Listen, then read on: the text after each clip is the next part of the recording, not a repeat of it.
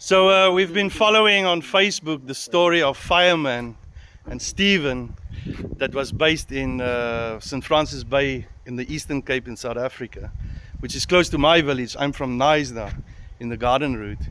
And with all this turmoil going on in South Africa against foreigners, he's a Malawian that also decided to go back to Malawi because he didn't feel safe there anymore. But I managed to follow his story, and I ended up in Karonga in the north of Malawi, very close to the border to Tanzania. We're basically 30 kilometers away from Tanzania.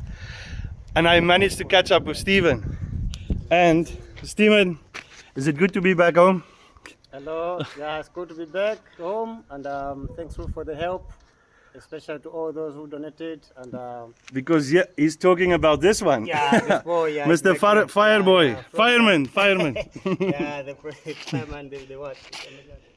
And Fireman is happy, and I'm sure you were so happy to see him back, because I'm also a guy that have dogs, and a dog, it becomes like your child, eh? Exactly. Yeah. Thank you very much. And Fireman is in very good condition. I think he's still getting a little bit used to the heat of northern Malawi. It's not the cool like at the beach, but you can see he's so happy to be back with his father. Thank you very much. So this is one of the stories in South Africa that didn't start good, but it ended good. And it's so nice to be here with Malawians and celebrate this. Thank you.